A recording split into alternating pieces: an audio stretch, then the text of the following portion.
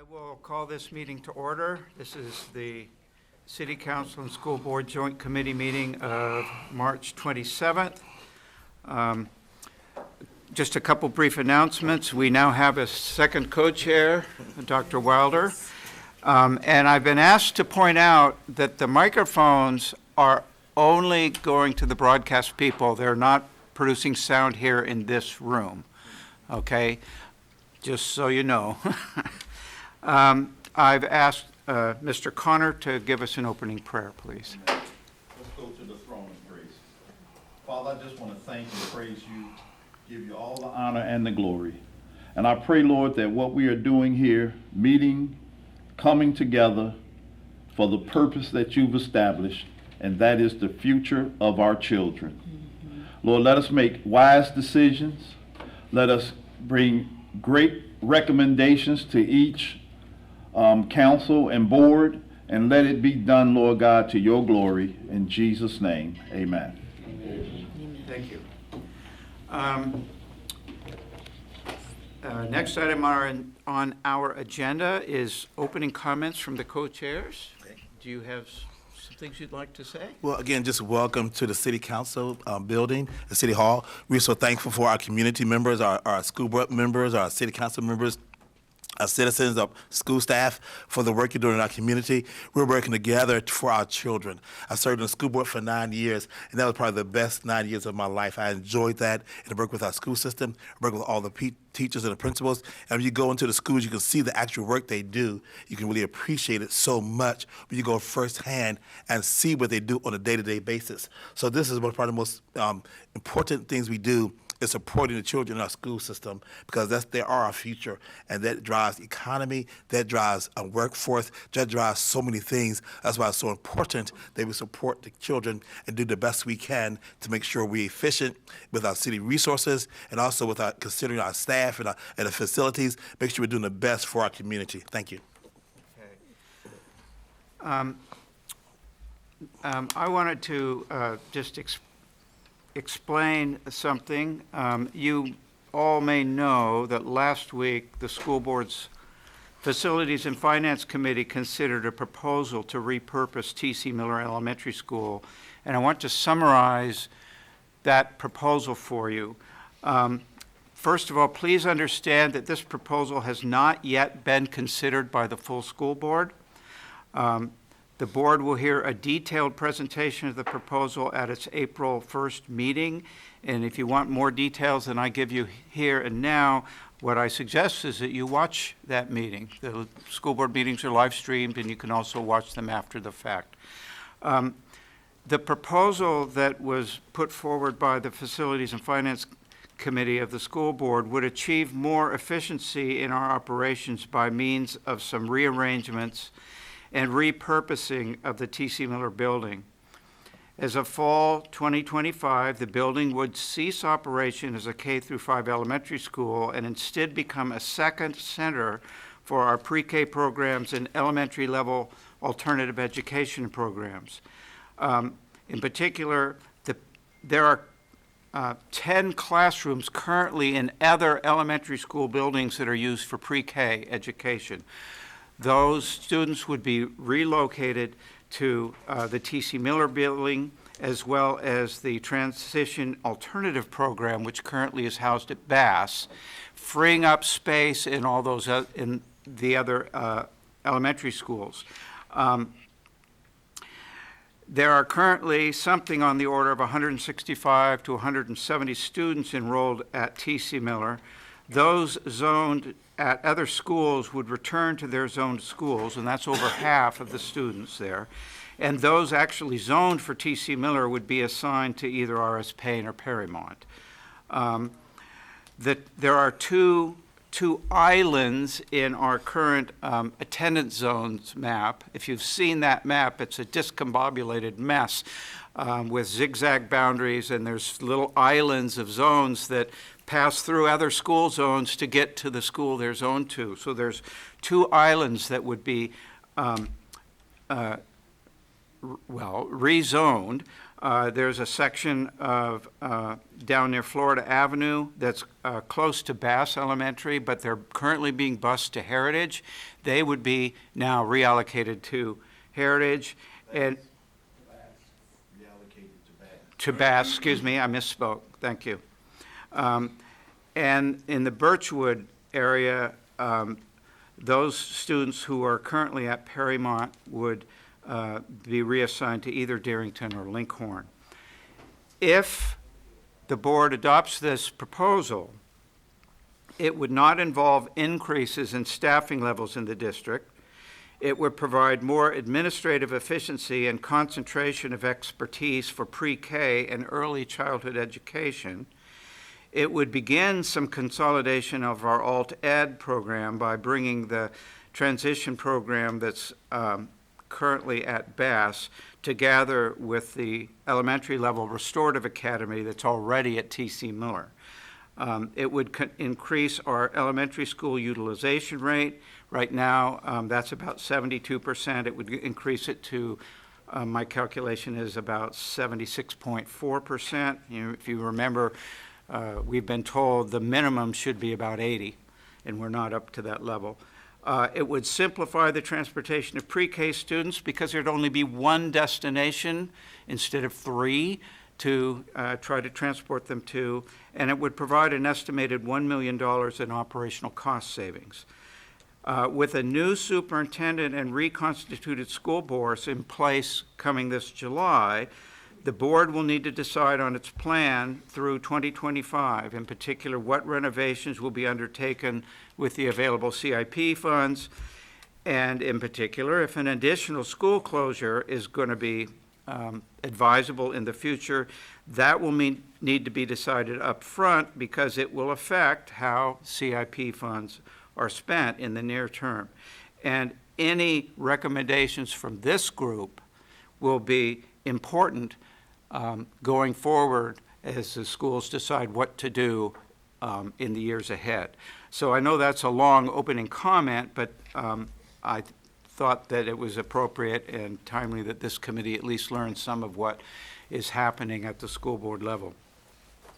So with that, we will proceed to our agenda. The next item of business is to review our minutes from our March 12th meeting. Those were included in the agenda packet for tonight, and I'm just assuming that members have had a chance to look at those. Are there any corrections to the minutes that any committee members want to make?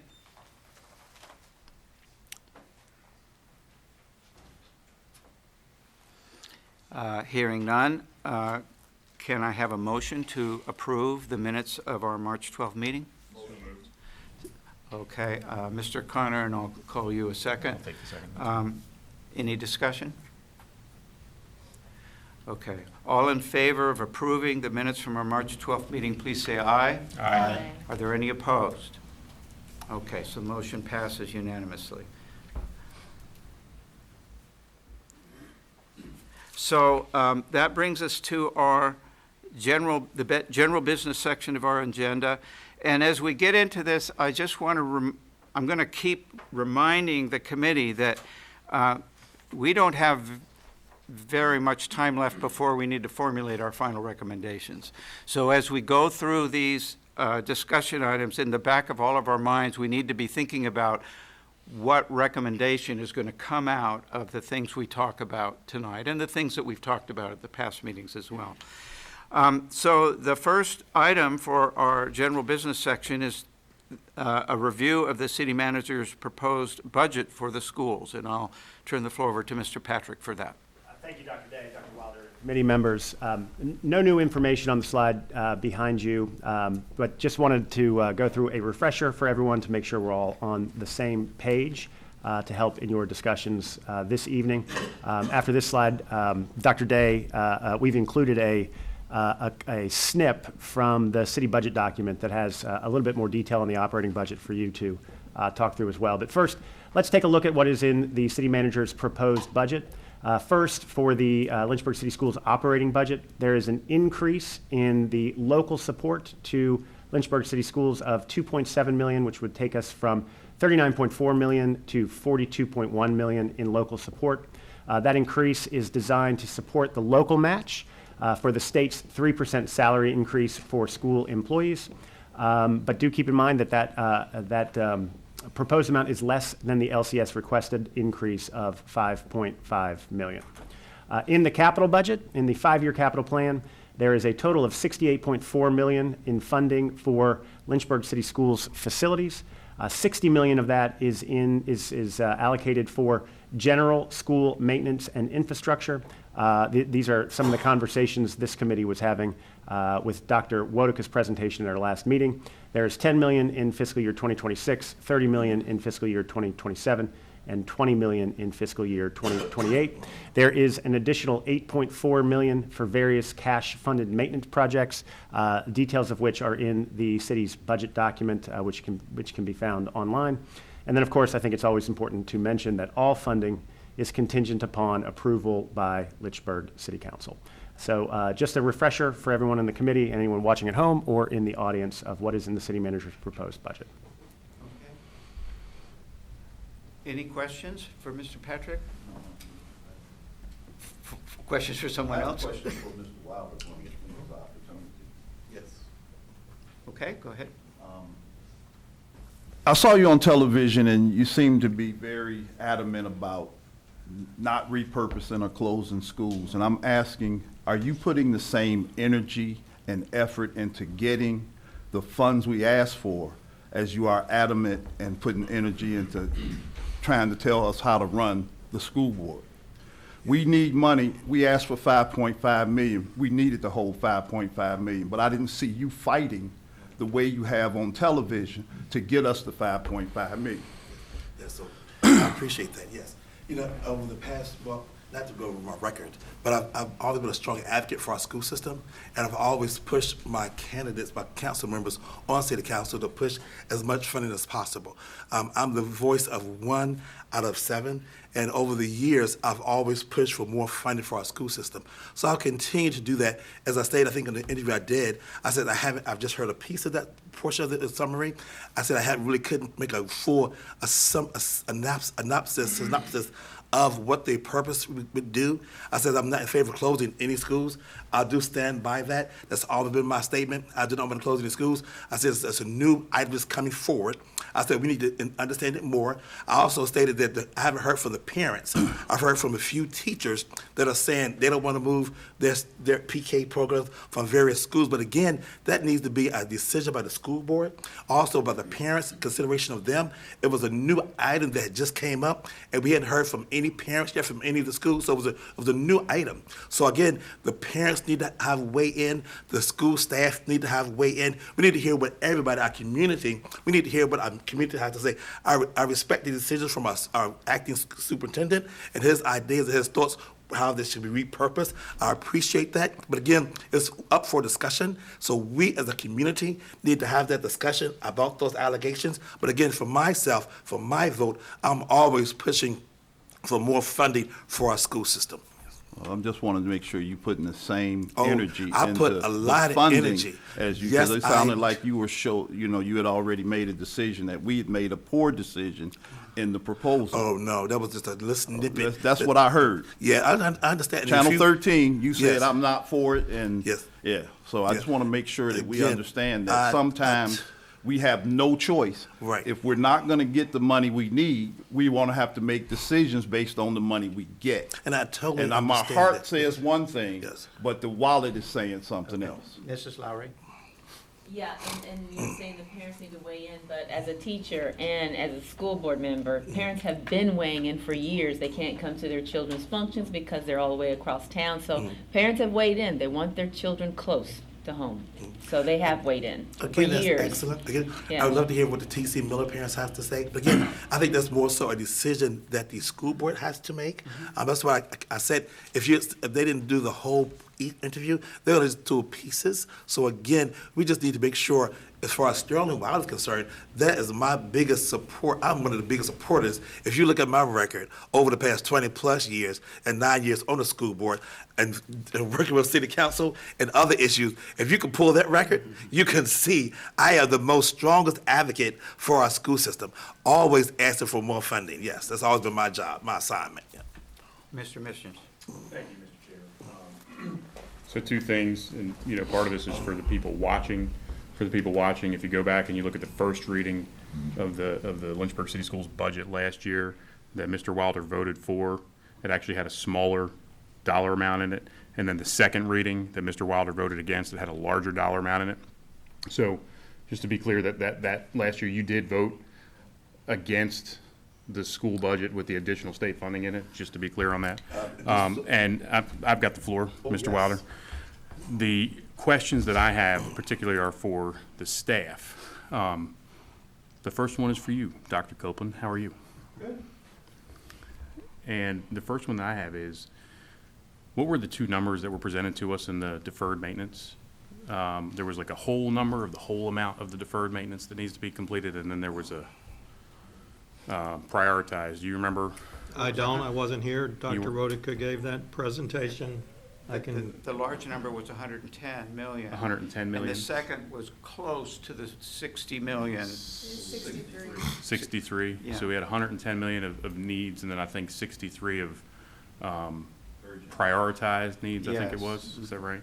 And then this is what we have proposed for the 68.4 million is what we currently have proposed in this budget for the CIP for the next 5 years. Is that correct, Mr. Patrick? So 5 years or 3 years? It's a 5-year CIP. Okay. So that the $60 million in the general school maintenance and infrastructure funds It's in are the first 3 in years. the first three, yes. So our 5 year, so right now, we're looking at 5 years of capital funds for maintenance and infrastructure. What's the difference between that 60 million and the 8.4 for various cash funded maintenance projects? Was that? Those are some- very specific some very projects that are specific- called out in the budget document. Does one of those happen to be the EC Glass track? Do we know? I do not believe that's in there, but I will check Okay. as we go through this meeting and get back to you. I do think that should be a first year priority. If that's just something I want to put out there, I think that should be a first year priority in whichever way we go, whether it's a cash funded priority or part of the 10 million in FY '26. I just want to make that clear. So we've got 63 or 64 million in prioritized needs. We've got 110 million in total needs. This is deferred maintenance, things like that.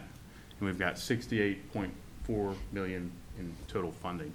Do you recall, there were some numbers that were thrown out there for rebuilding Sandusky Elementary or renovating Sandusky Elementary? Do you recall what any of those numbers were, ballpark?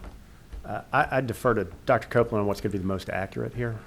I believe there was a $30 million renovation concept that was scoped out, and there was a build same size, I think that was around 45 or 50, and a build larger that might have moved up to 60, 65, somewhere in there. That's what I remember too. I think that sounds pretty accurate. So what we're looking at is we got 110 million in needs without even talking about, that didn't address building a new building in that 110 million in needs, did it? No, did not. And the 64 million-ish of prioritized needs came out of that 110 million, is that right? Correct. All right, and then we're looking at 68.4 million in total funding for all of those things is what's been presented, is that right? That's correct. And to confirm, the East Glass track is not included in one of those cash-funded projects. So Okay, so that would just be a preference from getting a lot of feedback from constituents that would be a first-year priority. So we got some decisions to make. If I can make a comment, and then I'll come to you. I just wanted to observe that the 60 million here over 5 years is average of about 12 million a year. And I calculated the average CIP expenditure on schools from 2019 to 2024, and that was only 3.7 million. So this is a big step in the right direction, and I think we need to be grateful that we're moving in the direction that we are. Sure. That acknowledges, though, that it doesn't get us all the way up to the 110, which was our estimated needs, but I think I can say on behalf of the schools, we're grateful for this movement to more fully fund the school's needs. Now, Dr. Welder, you wanted to Just point? to reiterate, make for my record, so we're all clear.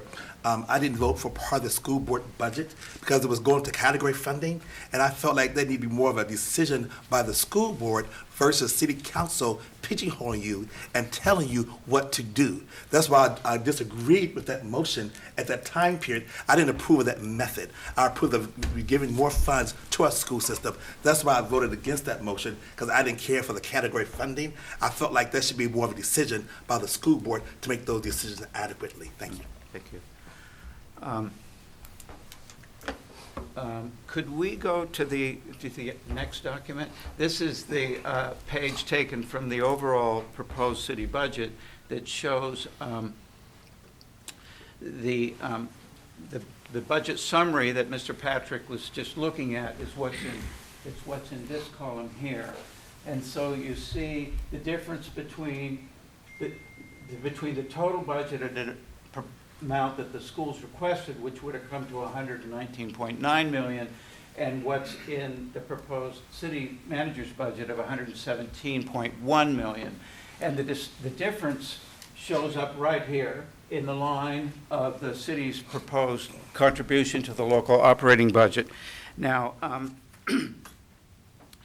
I wanted to make a couple comments about this. This is the second largest contribution to the school's operating budget from the city in the last decade. The only year that was higher was fiscal year 2020, when the city contributed 42.9 million, which is just a smidgen higher than what's here. So this is, I think, about a 6.9% increase over last year.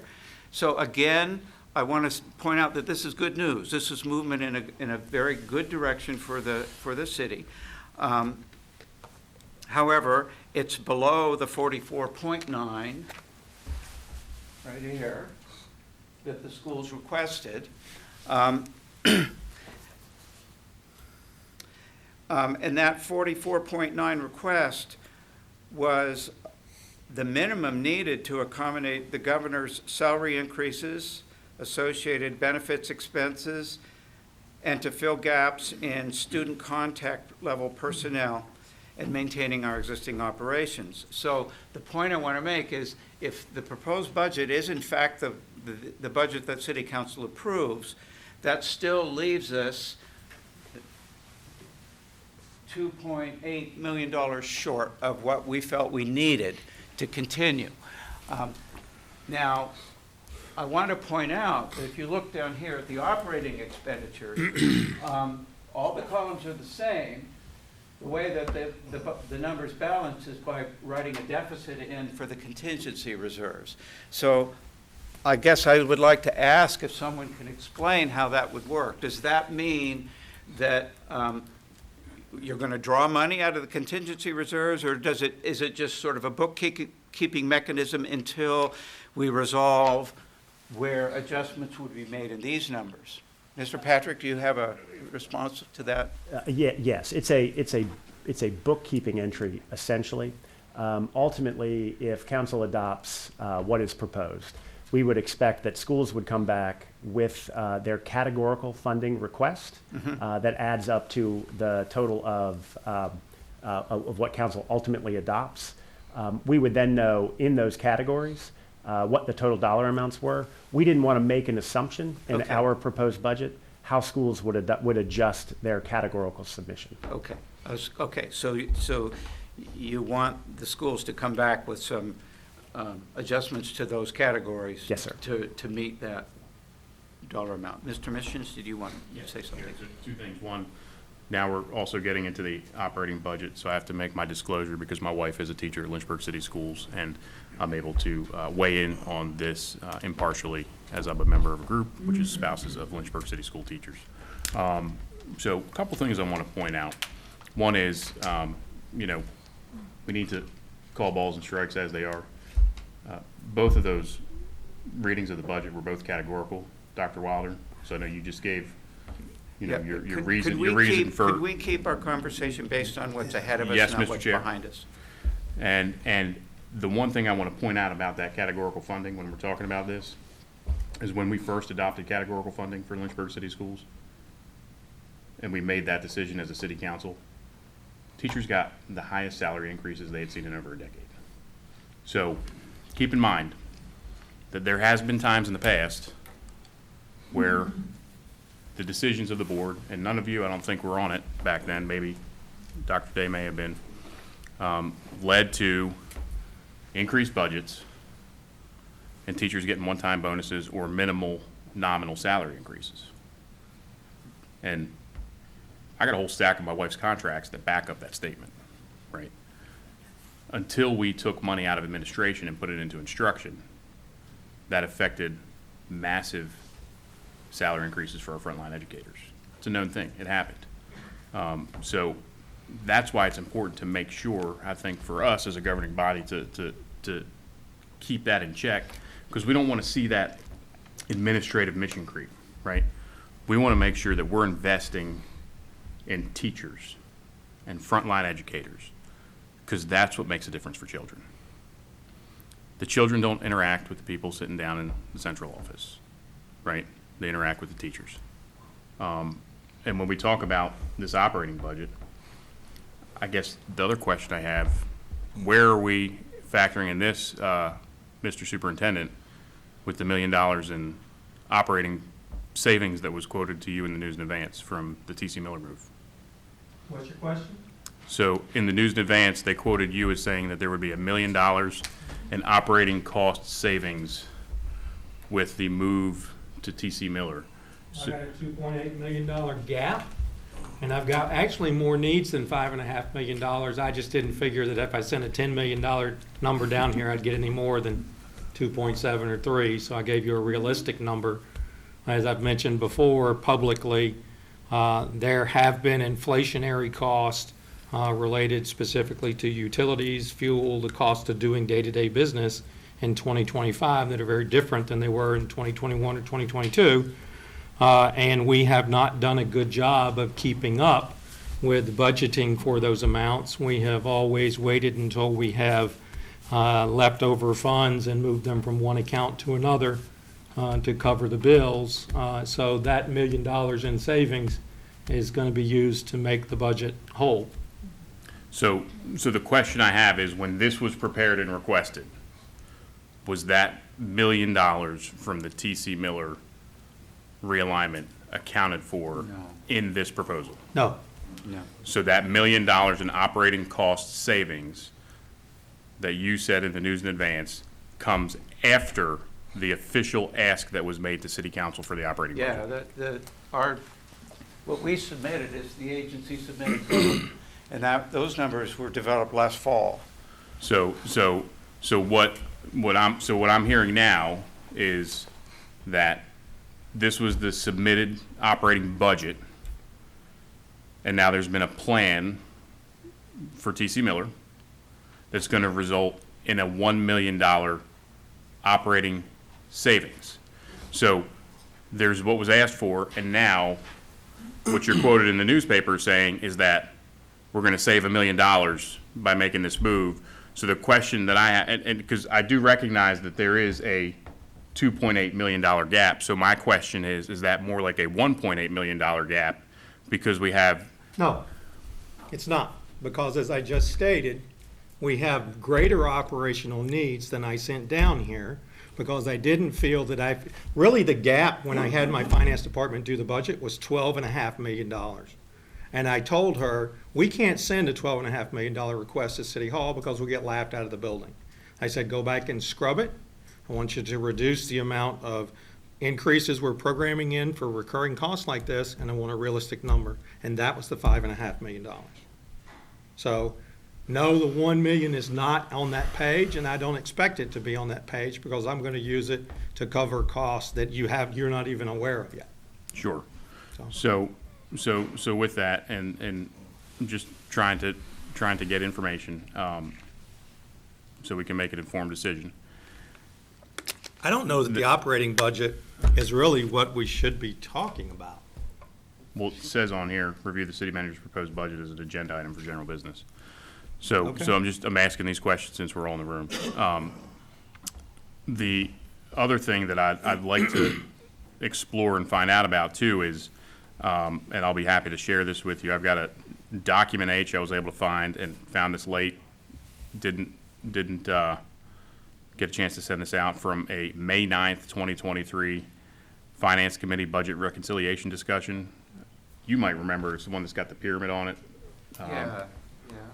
There's a number quoted on here for school closure that says $2.357 million, close an elementary school, save that, rezone students and existing staff, fill vacancies throughout the division. So on this, what was presented, What's the date for that? I'll send it to you, it's May 9th, 2023. May 9th, 2023, I was the CFO for BES. I- I have no information. I on know what you you're talking don't, about. I know you don't, I know you don't. Please don't try to get me to answer something. I'm that not happened before I getting you became the to, I'm interim not getting you to, superintendent. I'm not I asking you mean, to. dang. I'm not asking you to answer that. What I'm curious about is this, can we find out if this is an accurate number? Because That there, was a suggestion when we were in the middle of considering the recommendations from MGT. The former superintendent put that together to kind of prioritize decisions that the school board might make in developing its budget. It was never part of any explicit plan. It was just kind of, here's some things to think about as we decide what our budget request from city would be. and pointing that out too, also looking at this document in 2023, there was a $8 million deficit, right? And that's what they were saying, was that there was this $8 million deficit in the budget, and it ended up working out. So, I'm just curious, I'd like to get some more information if there's anybody that's got What specifically history. is it that you'd like to know? I'd like to know if there is a number, if we can find out before the next meeting, if there's a number that could be put on that, what would be the operating cost savings of, just in general, Okay. one more building out of equation? So If- you want an operating cost on courses of action that were presented in May of '23 that nobody took action on to figure out what? It says that we would save $2.4 million closing an elementary school, rezoning students, and not eliminating staff. There was, so, as part of the MGT deliberations, you know, there were 4 scenarios that they developed, and with each of those, we had estimates of cost savings, operational cost savings, and what I recollect is that those numbers were obtained by making some choice among those 4 scenarios to Sure. come up with an idea of operational cost savings. Sure. And the reason I asked that question is, we're getting ready to walk into the next is gonna be to discuss utilization rates and pass for achieving the recommended rate, right? We've got a choice to make. Well, the school board has a choice to make. We don't have a choice to make. Do we wanna pay for empty classrooms, or do we wanna pay for teachers? If we're underutilizing our school buildings, what is the operational savings to bring up that number and be more efficient, that we can invest in our teachers? Okay, so. And that's the number that I would like to know, and that's what I'm curious about. Because if there is an operational savings in the millions of dollars, I think that it's prudent for us to have that information so that the decision can be informed. I will have somebody look into whatever was developed in May of '23 and to see if there's any relevance to those numbers to today. Part of what Dr. Day alluded to that I presented at the Finance and Facilities Committee for the school division was a multi-year phased approach to get to that end result, using the $60 million in CIP to do much-needed renovations, to potentially build a couple of gyms where we need gyms. Maybe we decide that there needs to be a 4-classroom addition that leads you towards the path of greater efficiency further down the time, further along a timeline, not jumping into the water before you know if there's a chunk of concrete underneath it. I built this thing as a phased approach with the T.C. Miller repurposing as phase 1 of a multi-phase initiative to, at some point in the future, be it 3 years down the road or 5 years down the road, after we've got our buildings where they need to be from the classroom perspective, that we can then move towards closing a second building or move towards that greater efficiency. But it gives folks time to study the problem, to look at where you're going to spend your design dollars, to determine where you're going to do your most significant renovations. For this body, if Reed did mention it, people need to know there are schools that were built in the 1960s that have not had significant renovations to them. And when you renovate them, you then have operational savings in the renovations, because we're going to go to LED lights, we're going to put in new MEP systems, we're going to put in water saving devices, we're going to have operational savings in that coming out of the renovation. But every time you come out of a renovation or a rebuild, you can also look at, and rebuild being like add something to the building, not a complete building rebuild. But then you can look at what I call these island zones, these crazy little locations in the city where kids that are residing in an apartment complex or a housing unit or something that's in the middle of a school zone that could go to their actual school close to home. Sure. So that over time, you slowly attack this problem versus jumping in the water and landing on your head. Sure. And So that's the approach that's being laid out to the board. And I appreciate that. And I'm, in no means am I saying, let's do this today, tomorrow, this summer. That's not what I'm saying. What I'm saying is we should make an informed decision, right? So if we know there's going to be a cost savings today, well, we know that that's going to be a cost savings down the road too, right? And it would be good to have an idea if this was horribly wrong, right? Or if this was some way accurate that was presented to us. I'll send you the document. And, you know, what we have to also consider is that these decisions that are being made right now are being made also on the backs of a massive tax increase on our citizens of about $9.6 million, right? So everything that's been proposed in this budget right now is on the basis that we're going to raise taxes, not even talking about the returning fees, just talking about the real estate tax, just one thing, $9.6 million tax increase, right? And that's where we fall in here, is we've got to balance the needs of our citizens, right? Because they're being hit hard too. So it's coming from every end, right? Every end, and we just need to consider those things. So I would like to see what the light is at the end of the tunnel. And in addition to that, if there is going to be a phased approach, which is probably the way to do it, it would also behoove us to know what that decision is going to look like 3 years down the road, because it wouldn't be beneficial to invest in major renovations or upgrades in a building that we may not need in 2 or 3 But years. so maybe Marty, we're not that stupid. Let's be honest. I don't think you are. I don't think Let's you are. just- But here's the thing. I live in this city. I'm a taxpayer. I've lived here since 2012. I value education, not because I work with it, but my kids are graduates of these schools. So my $250 or $300 tax increase, I'm fine with. And when I moved here, the tax rate was $1.11, and I was fine with that, because I think that if we don't have a successful, thriving school division, you will have a failing city. So pick which one you want. If you don't have a school division, you won't have a city. You can look at many examples. You can look at what's going on in Norfolk. They just issued a big, huge school closure council thing. I've actually You can looked at look it. at Petersburg over time. If you lose your school division, and your school division is not educating your populace, then you don't have employees for the places like Centra that need employees and the other employers around the city, and you will lose the city, and what your tax rate is going to be doesn't matter.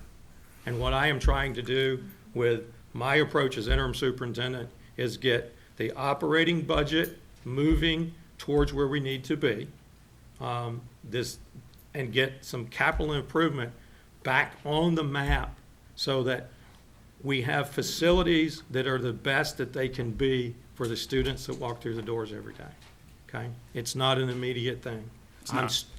I'm building the airplane as I'm flying it here, and trying to get us through this budget cycle and then set the groundwork for the next superintendent so they can then target the renovations, thinking about where the needs are for the students, where they're located, what the needs are for the buildings, and then it's ludicrous to think that we would spend any money renovating a building that we would turn around and recommend for closure. So that's my 2 cents. And I just want to thank you, because I think it's more than you just are building the airplane while you're also flying it. I think it was already flying when you hopped in. And Depends I on think your that's fair, and I see your passion, and I appreciate your passion for this. My kids also go to Lynchburg City Schools. I want it to succeed. Okay. And I want to make sure we're investing in the kids and the workforce in our Okay, schools. Mr. Connor, please. What we're doing in this is we are negotiating, and then we're gonna make recommendations That's to right. our board. So we're not making any decisions today that's gonna. We're not gonna- this- But yeah, I we're wanna not go, gonna- I wanna get the CIP. Because I wanna make sure is, because we've already said the numbers, the 60 million, the 110 million. I asked the question last time, if we were to build a new school, we would need an additional 30, 40, or 60 million dollars in addition to everything we've talked about. So I want to make a motion for this committee to recommend to their boards or council that we don't recommend building a new school based on the CIP dollars that we have. And that's my motion, that we don't recommend to our board that we build a new school. Now, I guess I want to ask I'll sort second of that. a procedural question, whether we want to act on this motion now, or, which we can, or are we ready to enter into the discussion of what our recommendations are going to be? That's what your motion is doing. So there is a motion on the floor. And I'll second the motion. Yeah, I heard that. So your Discussion motion is that we do not recommend, To our bodies. yeah, that building up we- a new school. The building of a new school.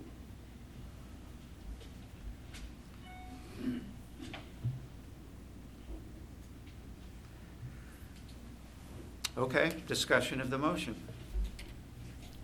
Mrs. Lowry. Because what Dr. Copeland presented is perfect. It's done in phases, it gets us moving, and then whoever the new superintendent will be, and they're making decisions as well, so we can't even speak for that person, they're not here yet. So if this is what we've got now, and we need to spread it among all our schools that are in need right now, as much as we possibly can, and do as much good as we can, and that's why I do like Dr. Copeland's proposal, because it's perfect. It moves in the right direction, and it leaves in the future choices that can be made. So I'll second that as well, because this is the money that we have now, and I'd rather use it to help the majority of the schools. Now, again, I want us to remember that all this committee can do is make a recommendation. And this proposal regarding T.C. Miller has not yet been considered by the board. Yes. The board may turn it down, the board may modify it. Yeah. All we can do is kind of recommend, that's the kind of direction to go in, or no, that's not the kind of direction to go in. We can't, this board cannot dictate the details of what the city does, of this board, school board does, or the details of the city's revenue process either. We're just trying to aim the boat in a particular Yes. direction, and then the respective bodies have to work out the details of Yes. that. So, additional discussion of the motion that's on the floor. Anyone other, since you made the motion, I want to make sure that anyone else, I was a second. you seconded it. So he's just, normally speak to your second. Sure. I mean, this way. Can you want to speak to the second first, and I can go after that? Or do you want to? Well, why don't you go ahead? Oh, it's fine. We'll come back to Mr. I figure I might need to come out to him, because I don't know. That's okay. I'd rather come out to him. You wanted him to go first? Yes. Okay. I think it's always best. Thank you, yes. Okay. I appreciate the motion you made, and I think the conversation that we had between both superintendent, the information background that Mr. Patrick provided, makes it pretty clear. It's about limited resources, right? And we got to make decisions based on these limited resources, and I think that that's been pretty clearly demonstrated by staff, that these resources are very limited. I would love to build a new school for every school building. That would be great. But, you know, we've got to think about our citizens that are funding this operation as well.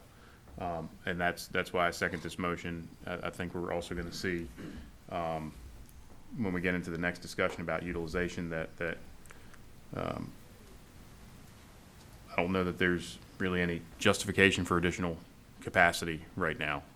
So I think taking that piece off the table and knowing that we can focus this $68.4 million where it is most needed across all of our schools, instead of half to all of it into just one school, is the way to go, because there just simply isn't enough money, as staff has clearly told us, and there's great needs in all of our school buildings, as staff has clearly told us. All right, thank you. Mr. Wells. Yes, thank Dr. Wells, excuse me. Thank you, yes, sir. I think, again, that's more of a discussion with our school board, so they can make that decision. I am not in favor of the motion. I'm not in favor of presenting that at this time. I think we need to have more of a discussion about the utilization rates. We do have a complex, not apartment, a complex coming off of Wigginton Road, which is 800 plus units. I don't know what that might, if that's been factored into our school system. I would like to discuss the utilization rates as well when we get to that discussion, to see, is it considering all things as far as special ed classrooms, computer classrooms, behavior type classrooms? What is that utilization rate considering? Is it just we have empty classes all over our school system? I think I need to understand it more so I can make a better informed decision. So I have questions in reference to that, but I do not support the motion. In talking with parents and listening to parents, they were not in favor they were not in favor of closing schools. They were more so in favor of building a new school. So I'm still more in line with that. Again, I'm hearing the numbers, I'm hearing what the discussion is, but again, I just need more information before I make an adequate decision. But I am not in favor of that particular motion. Thank you. Anyone else want to speak to the motion that's on the floor? Yes, please. I always have to adjust the mic here. First, thank you, Dr. Copeland, and I know we're going to be hearing more from you in a minute regarding the proposal that you put forward, but I did read the article, and I appreciate your approach and your intentionality with it. In addition to that, I am supportive of the motion. I think the numbers are very clear as far as what our capacity is, and there's a plethora of needs across the board, and we need to be very serious about addressing those needs, because we have students all over the city who, again, and I'm beating a dead horse and I say it every time, but this is deferred maintenance. This is something that has accrued over 2 decades plus, and we are now in the position where we're needing to address that very seriously, and it's going to take time. And so having that focus and having that understanding of how can we, for lack of a better turn of phrase, stop the bleeding right now and make sure that we can right this ship and move it in the right direction is absolutely necessary. And I think that that's what this ad hoc committee was designed. As far as the recommendations to bring forward, we're not making those decisions, but we are bringing the recommendations based on the information that's put before us. I am supportive of this motion. And just a quick thing with Wigginton, max 750 units over a 10-year period, and a school study was done. And so the impact of that is relatively known, and that wouldn't affect what we're discussing at this point. Thanks. Any further discussion of the motion?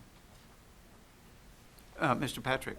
Yes, not to be pedantic, but the motion didn't have an end time frame to its recommendation.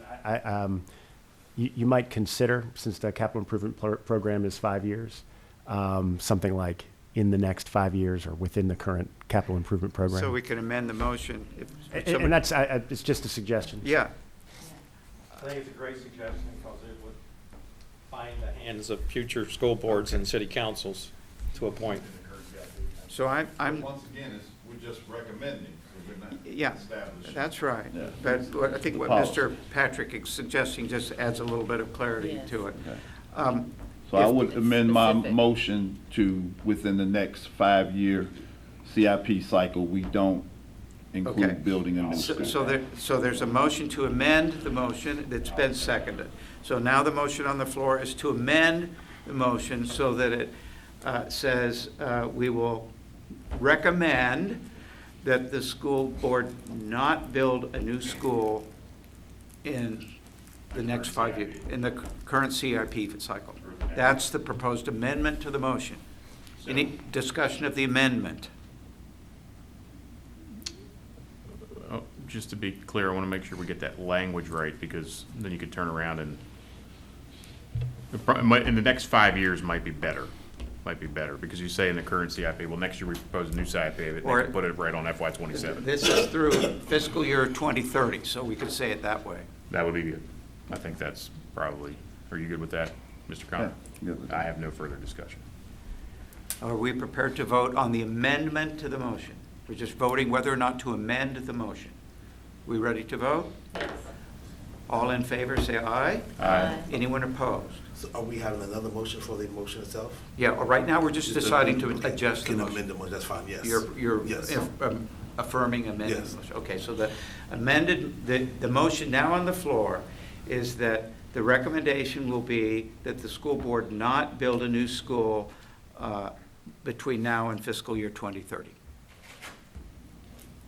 Any further discussion of that motion?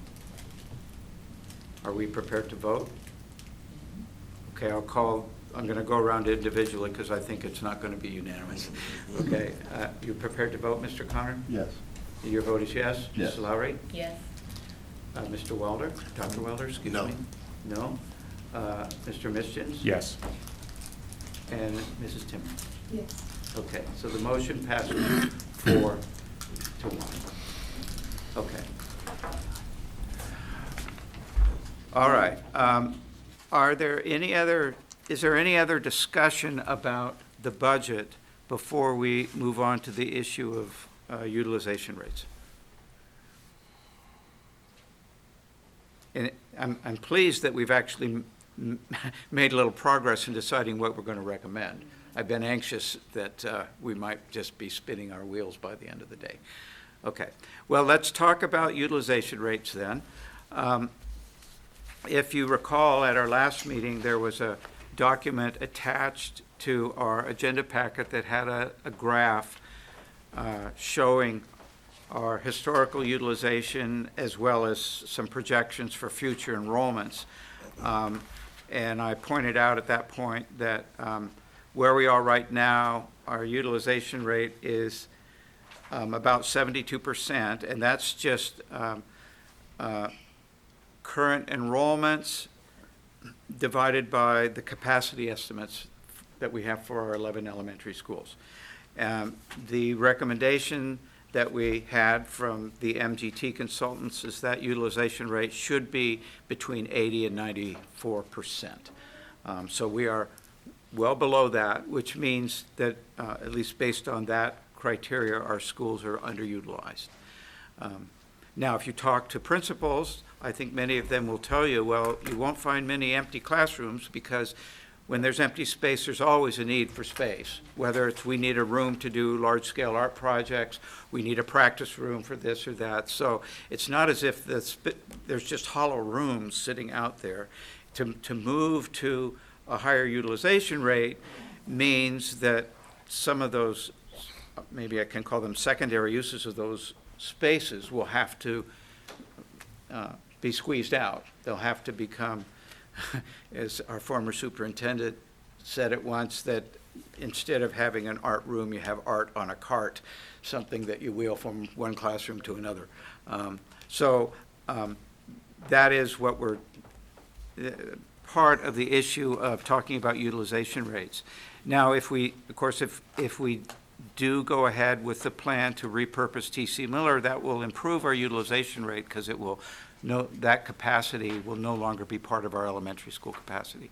And my estimate is that that would bring our utilization up to, I think, 76.4%, which gives us closer to the 80% threshold. So I think one of the aspects that we might talk about here is how strictly do we want to interpret that 80 to 94% range. I mean, I'm sure there are people who would say that that's too stringent, that puts too much pressure. So that's an issue. That was just a recommendation that was made by the consultant. So I don't know that we necessarily need to feel bound to that. So I'm just making that comment, and I'm just going to now open the floor to let you talk about that however you like. Mr. Connor. I think we need to get closer. Because of the budget constraints that we have, the dollars that we have in our wallet to spend, we need to be more efficient. I believe if we become more efficient, we become more effective. Because right now, we're failing. We're failing SOLs, we're failing in a lot of places. So it's great to have an empty room that we can claim is for art or music or something, but we need to focus our resources into academics and make sure that we're in the 80 to 85%. I'm thinking 80, 85%. We're at 76 now with the 72 now. but 76 if we go through with the next Yeah. change, and we still have about 10% that we can become more effective in how we do business. So I think that we need to look at getting ourselves to somewhere around 85, 86% capacity. It gives us room to grow for like the new, but it also makes us more efficient. Mrs. And agreeing with Mr. Connor at the same time, like, for example, different elementary schools are different sizes. So I can tell you for sure, the smaller the school, we have people working out of closets. So, but the bigger the school, then that maybe where you have the more space, and we still need to remember SPED and stuff like that. But like Dr. Copeland was saying, then when we start doing this phasing, we'll see where classes need to be Right. added, so. Yeah, that's right. Yeah, to really do something concrete that changes that number takes a lot of detailed consideration of the layout of each particular school and what space is available, what can be used for what can't be used for such and such. Other comments? Yeah, Mr. Missions. Thank you, Mr. Chair. I think it's a really good consideration to take a look at that. I know that one of the things that I think I've heard from both of you was looking at also a single building for some of these alternative education programs, right? So what would that look like? You know, could you repurpose something to do that? And I know that was brought up. Yeah, those are the capacity numbers on the right that we're using. Those are the numbers that MGT gave us, and they came from Dominion 7's study. And I think that's I think it was an EEC document, I think is what it was. Yeah, that's what this document is, Correct, yep. EEC, and it was attached to the Yeah, that was- previous that was meeting's very agenda. helpful, and I appreciate the work you did in that, putting that together for us. I think it would behoove us in the next meeting to actually have some options potentially on what it would look like, different scenarios on maybe achieving that higher utilization would be something that would be helpful in the next meeting. What scenarios could kind of maybe get us there, and How can I develop options for something that's a year, 2 years, or 3 years down the road when we don't even know what the renovation plan's gonna look like to spend $60 million? I'm just shooting in the wind. I'm just asking the question to see what scenarios would look like for utilization. That's, I'm letting you know that without saying it, I think it wouldn't be very beneficial because I'm just making what's called a swag, scientific wild-ass guess. Because I can't the predict. broadcast guys are trying to figure out how to bleep it right Hey, now. look, be careful, there First might be time in more history. coming. I have a hard time trying to predict the future. I kind of gave it up when I got into education. So I think that a phased approach leads you to that. But I don't have the staff time to develop a bunch of courses of action around what-ifs. I think this is where this committee needs to realize it can't prescribe the particulars. We can Correct. chart a direction, move toward 85%, but I don't think we can be specific for the reasons that Dr. Copeland just explained. And I'm not asking for anything scientific. I'm saying, It wouldn't be. I'm saying or while, you know, what would it look like if you took Bedford Hills off the map? Right? Like, I'm asking for just a question, right? Like saying, if we're gonna get to this utilization, what would it look like if you took Perrymont off the map? What would it look like if you took R.S. Payne off the map? Just based on these capacity numbers today and utilization, just a simple question of what that would look like, not because I'm saying let's push the button, but it may be part of saying, you know what, Right. part of our recommendation is within the next 3 years in your phased approach, that this is what we try to get to. Like Dr. or Mr. Connor said, you know, I'd like to see 84, 87%. So I could come up with those numbers. It's not complicated to do, it's simple math. But it's just a question of what that would look like, you know, looking at the whole of enrollment and the whole of capacity. What are the options and scenarios to get to that, to the, whatever the target's gonna be? That's all I'm Okay, asking. Dr. Wilder. Yes, thank you for the information. I appreciate it. Thank you for the comments that have gone forth so far.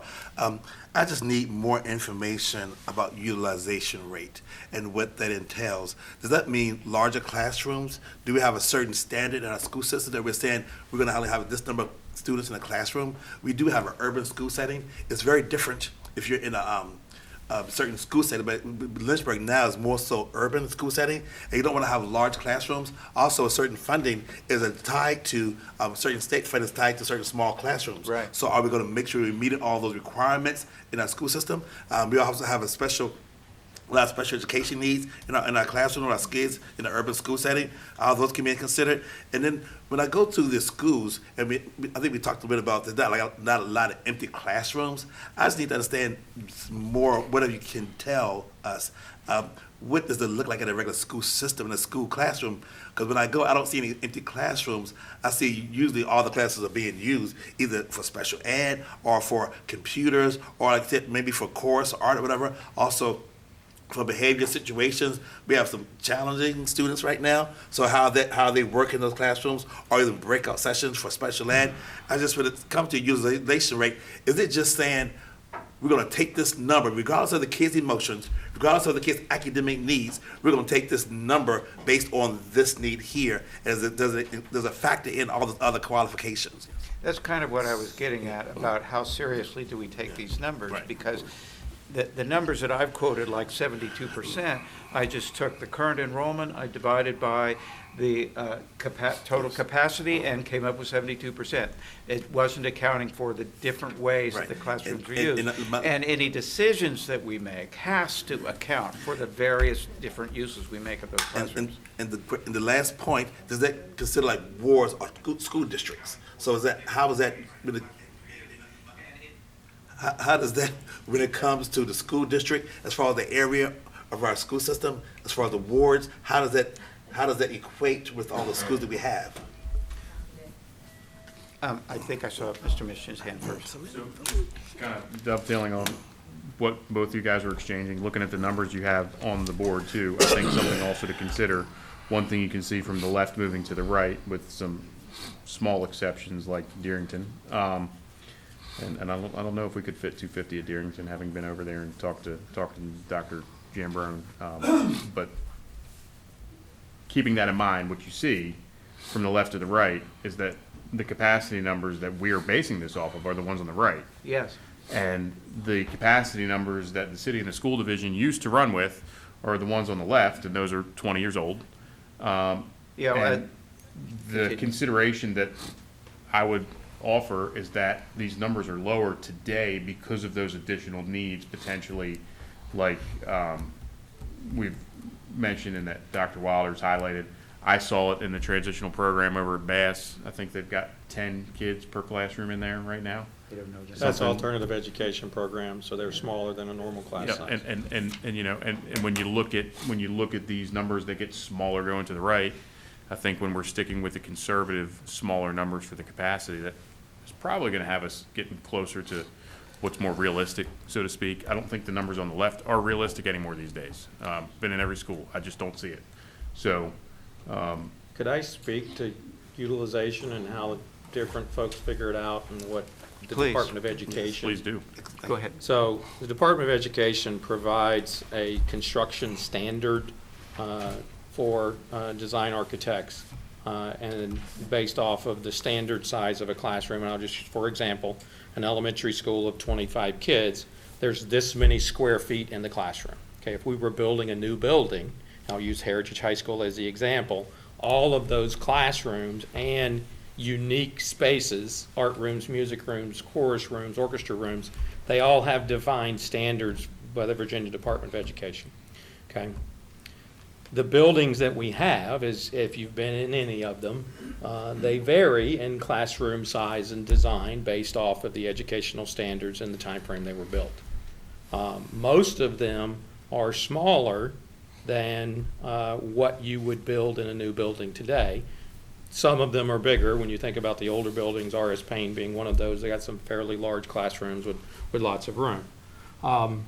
So the utilization is defined within the space that a room has. So if the Department of Education says that a elementary classroom, I should have looked at the standards before I came in here, has 1,800 square feet in it, and it accommodates 25 kids in the third, fourth, and fifth grade, but it only accommodates 20 kids in the kindergarten, first, and second grade. Okay, they're looking at the square footage of the building when these Dominion 7 and MGT look at the size of the classrooms. These buildings have these smaller classrooms. They realize you can't get 25 kids in them, so they are changing the utilization rate of that building based off of the square footage in that. And it really computes down to how many square feet you need per student, depending on how big they are and then what the educational delivery is in that space.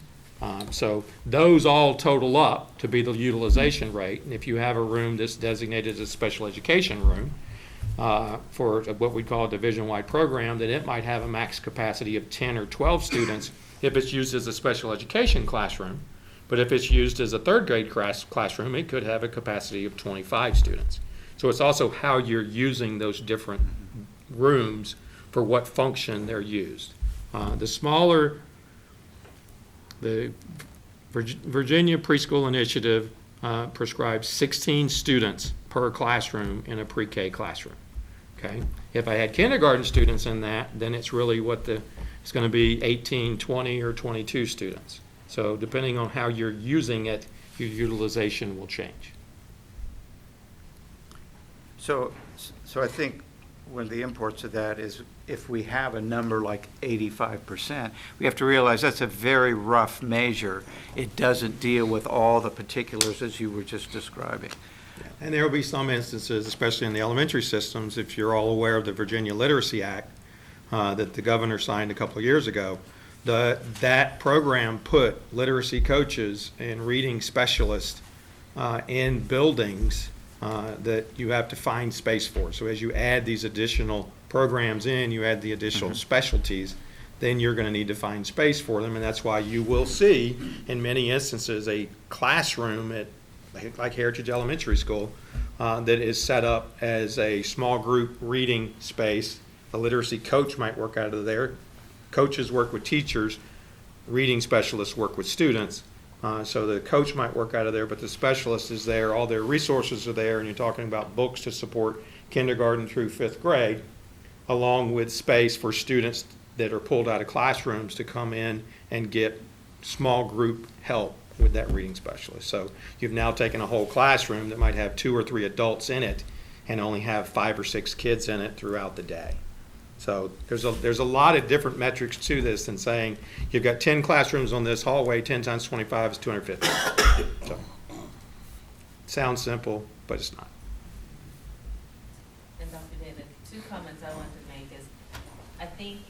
can't predict like you're thinking, but if we go with the phases, as you go into a phase and you start working in that phase, when you get to the end, then the tunnel opens to see, okay, this now makes sense to do this next part. We should do it this way. I think you'll get clarity as you go along. And also the other one, you're saying the urbanness and the kids and all the classes. I mean, to me, as a teacher, or if I was designing a school as a teacher, and if I'm combining schools, all I'm gonna do is add more. Instead of 3 first grades, there'll be 6. You add more rooms so that you're not crowding and we're not going over our 25 student number that, we get the funding for. You just add more rooms. That's how you keep them small, because those classes are coming from somewhere and they'll go to the next one. So if you need 1 extra room, then you have 1 extra room and it still keeps your numbers low. You're not overcrowding when you add more rooms per grade. Does that make sense? No, thank you. I was like, no, that's how I'm thinking. No. You would add more rooms per grade. You don't pack them on and keep it the same small number you always kept in that grade level. They would grow. Mr. Connor? I'm getting the feeling that maybe utilization, discussion might be beyond the scope of what Yes. this committee is formed to do. Right. I mean, we could make just a general recommendation. We want to move toward higher efficiency, but as the details of how you do that are Are not on something we each can work out in this committee. That's right. Yeah. Other comments, Mr. Mischins? Thank you, Mr. Chair. And I think, looking at that, I do think that part of what we should recommend in here is the plan that the superintendent presented. And I know that the school board has not adopted that yet. Is that correct? That's correct. And I think if the school board members in here were favorable to that plan, I would certainly support making that as part of our recommendation. And I think that there could potentially be some other pieces when it comes to utilization about how we look at this that could be a part of that phased approach, right? So that you kind of hand off some sort of plan to the new superintendent when they show up. I know that, there are temporary classrooms that can be an option that can affect utilization. And the reality is, the projections and the trending show that our enrollment is not going to improve. It's going to keep declining. That's just a fact. And again, if we keep investing in, and I know you probably don't like it when I say this, but I'm saying it, we need to prioritize the educators and the kids over classrooms, right?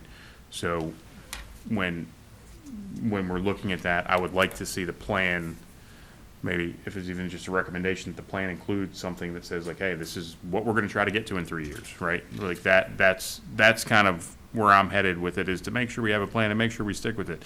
Because I've been reviewing historical articles, and I'm going to quote Trenae Tweedy when she was on council. And the information about enrollment and utilization was presented several years ago in the discussion about closing schools. And she said, we need to get cracking on this. How many years has it been since Trenae Tweedy was on city council? Several. So I would like to see a plan that actually looks at that efficiency and says, we're going to move towards this. I'd also like to see some recommendations that what it would look like. I've talked to this with city staff for 2 years about combining some of these support service departments. What would it look like to spend the next year studying, combining fleet, combining IT. IT is the one that makes the most sense. They're in the same building. Combining HR, finance, which are the ones that we can do, which are the ones that we can't do. Again, not something I'm asking you to do, something I'm saying, hey, let's, over the next year, see if we can set aside some time to put together a group to look at what would be the reality of doing these things. Because if we're saving money on the school side, saving money on the city side, that's good. We're being good stewards, we're being efficient. And I really believe that we can move the needle and provide a superior product when we're focused on the product and not on how much money we can get, right? And that's how I feel about that. So, but like I said, if you guys are favorable to the TC Miller plan, I think we should potentially include that in our recommendation. Okay. You have the right to do that, yes, even if I grumble, yes. That we, as a committee, bring Dr. Copeland's recommended efficiency proposal to our full boards. Well, it's coming to the board, that's school board I know it's business. coming, but I'm saying as, you know, as we have agreed that we agree with it, that this ad hoc committee agrees with that. Oh, with The- Dr. Copeland's plan. Yeah, Yes. I think we need to let the school board act on that Right. recommendation. But I think that's what he's kind of saying too, that he is gonna back us, the city council, with, you know, because last time we kind of left out on our own. We gotta know It's- that the it's- council's gonna back us when Channel 13 shows up with the microphone. That they don't throw us under the bus like, oh, we don't know what they're doing. I'll second that, but I've read it, but I'd like to hear it. I know it's on our agenda, No. but I'll second that. Well, I don't know if the TV guys got all this. So there's one thing that this body needs to understand. That we can propose a plan and we can lay out the plan. Future boards and councils can change the plan. So go into it eyes wide open, because a plan that was in place that would have addressed these concerns was put on the back burner and shelved in 2018, and that originated in this building, not in the school board building. So we can put together a plan, but we have no real influence on whether or not it gets carried out with fruition. So, Yes, And I would support that, and worked in the city for 17 years, roughly. And I get that. You know, just this week I had a tile brought to me at a city council meeting that was pulled out of a fire station where I was a captain. I was the one that independently sent that tile off to get tested for asbestos, and they flipped out when they found out. And here we are 5 years later, and nothing was done. And that's what I want to change, right? I'm sick and tired of city hall bureaucrats kicking the can down the road. And I'm sick and tired of them holding the school division hostage, because that's also been what's happened, right? You're right. You told me about that. There was a plan that you had. That plan was shelved. I think the term you used was that it was actually balled up and thrown away. And that's unfortunate, because we would be in a different place had that plan been followed. And I wish that had not happened. The reality is we are where we are with limited resources. I think we need to make the best decisions that we can make. I think we need to focus on providing great education. I think we need to focus on doing everything we can do to retain veteran teachers. okay, there is a motion on the floor. It's been proposed and seconded. I don't have a vote, because all the other 5 committee members are required to vote, and so there won't be a tie. But I'm uncomfortable with the motion, because I think we need to let the school board act on that first without us starting to tell the school board, to put pressure on them. That's my opinion. Yes, I see it as a recommendation to include in our final okay. report. That's how I see it. Any other comment on the motion? The motion is, correct me if I'm wrong, to recommend to the school board to approve the proposal that's coming to it from its Facilities and Finance Committee. Is that correct? Yes. Mr. Welder? Yes, thank you so much, appreciate it. Thank you for the motion. I do not support the motion. I just feel like I need to hear more from the parents, more from the citizens of Lynchburg before that plan is in place. It's again, and it's also, it's the job of the school board. So I don't want to me, that's kind of overstepping our bounds and telling them that. So I prefer not to get into that discussion or tell them what to do. I just think in that case, I prefer the school board to make the decision first without us telling them what to do, because they have so much to do as far as hearing from parents, hearing from TC Miller parents again. I know you said that we want kids to go closer to where they're home, where the schools are and things of that nature. But I just think we need to just do a little more information searching on that before we as a body make a decision about this. So I do not support the motion. Thank you. Any other discussion of the motion? Yes, please. Yeah, I'd like to speak to my second. Thank you. I do support Mr. Connor's motion. I think that the purpose of this ad hoc committee is to get a general feel of where we can find common ground as two separate bodies. And I do think that Dr. Copeland has put together an excellent plan that can be recommended as far as a way to start moving forward. And I do believe that Dr. Copeland's plan takes into account the community recommendations as well as the studies that have taken place for an extended period of time that have been pushed off. I'm assuming, but I'm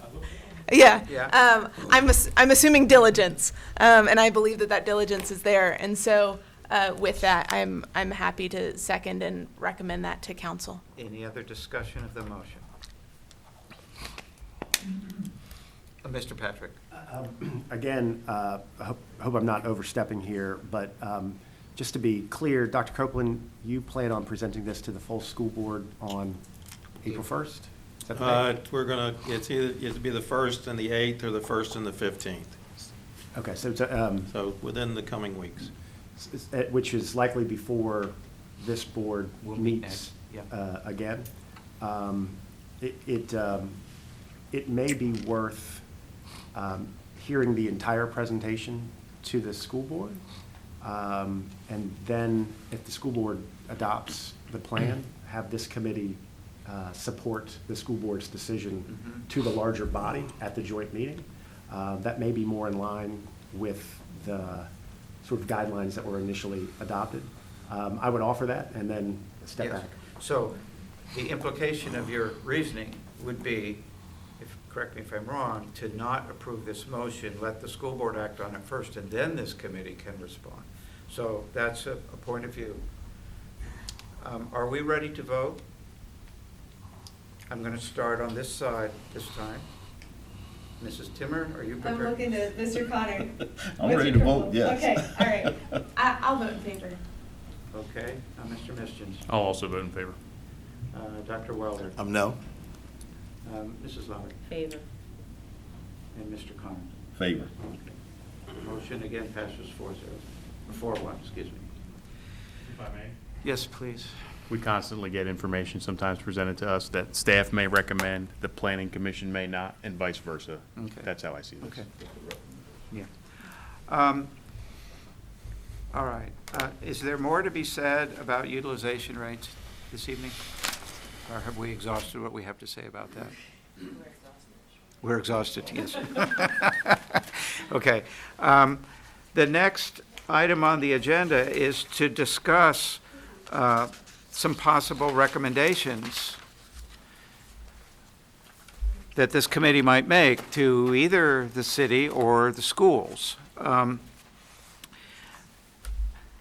And I guess what I would like to do is two things. I'd like to propose a process for coming up with our final recommendation, and then we can talk about at least ideas for what the recommendation might include.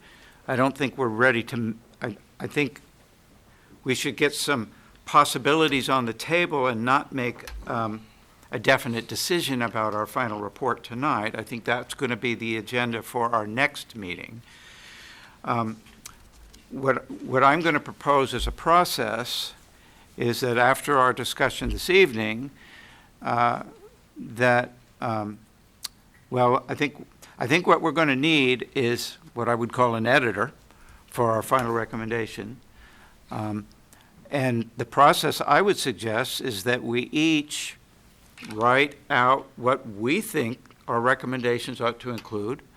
Those all go to an editor who puts them together into a document that may have contradictory sections in it, but at least get everything on the table.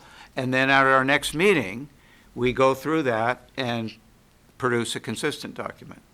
That's, if I'm in charge of putting the document together, that's what I would want to know. I want to know what everybody thinks, and then assemble something.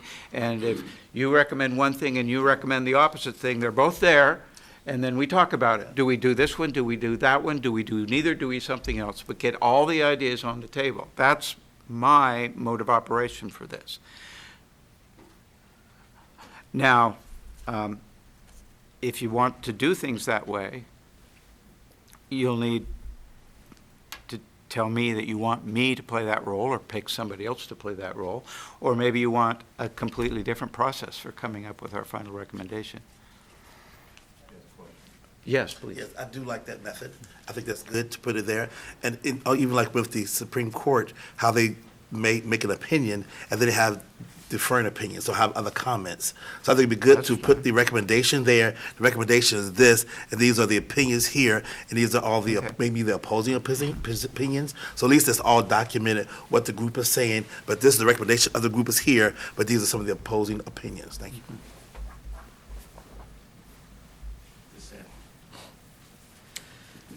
Whatever you want to call it.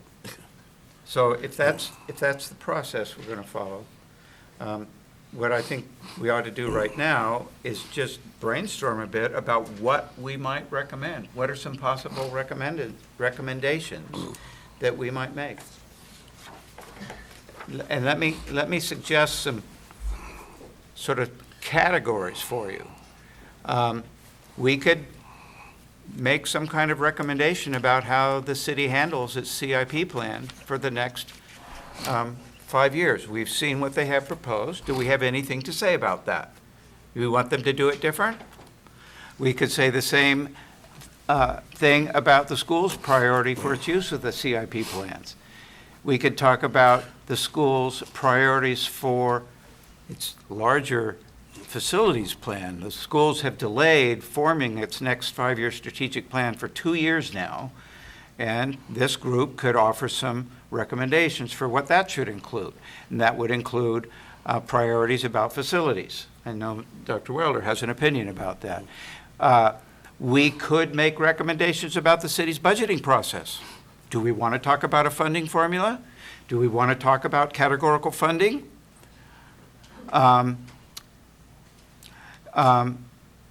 And we could talk about the future of some kind of a collaborative group like this.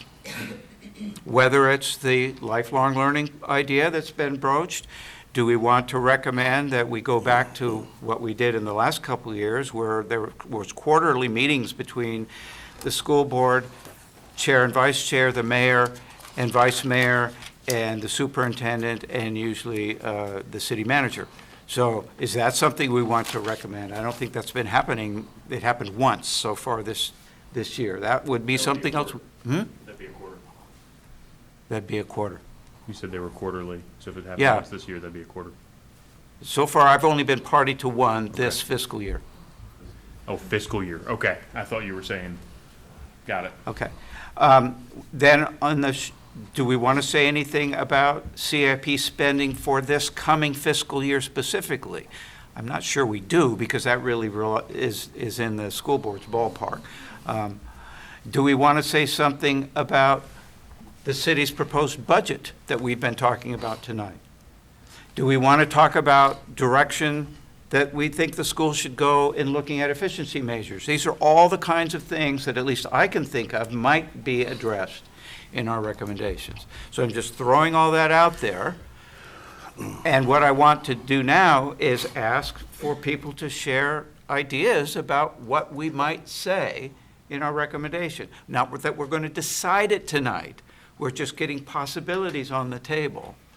And my proposal is that at our next meeting, we nail down what the actual contents of our recommendation is going to be. So, again, I'm opening the floor for people to make suggestions about what ought to be included in our recommendation in the future. Now, you've been waiting for a chance to talk. Yes, sir. Just I love those ideas. I appreciate that. Thank you for those suggestions. One thing I do want to bring up was that when we built Heritage at the beginning of that time period, we had a CIP committee. It was a group of community leaders, school staff members, citizens, students. It was about 20 people, so I can't remember the number, where we had so many needs of our school system and CIP needs, we kind of had a committee to kind of address some of those. So maybe we might want to kind of revisit that. If someone can pull up those documents from back then, it was probably 2000 or whenever, before we built Heritage. It was a group, I think Mr. Post, was the chair of that committee, where they had some great ideas. I can't remember the final, I know Heritage was one of the things that came up, but I can't remember the other items. But since we have so many needs and so many conditions, it may be good to have a good committee to review that.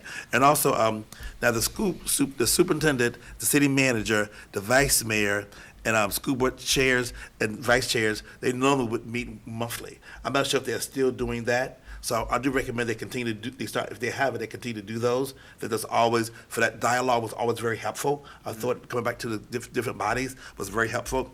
And also, when I was on the school board back in the day, we always looked at combining services, whether it's fleet or IT or the procurement process. So we looked at those for years. So I continue as how we can be a better resource tool for our efficient for our resource that we have for our taxpayers. It's always good to continue to look at that. I know we have looked at that in the past. So however we can do with the two bodies, when we have those monthly meetings, they can always discuss that and see better ways we can work together, be more educated together, and see how we can save more resources. So again, that's something we did back in the day.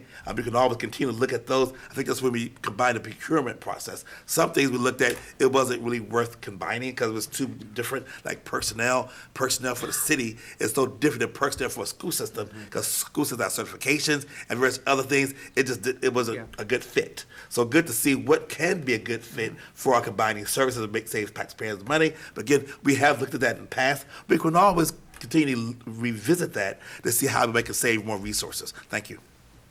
What other ideas do you have for what could be in our final report? Could being the operative word there, not will.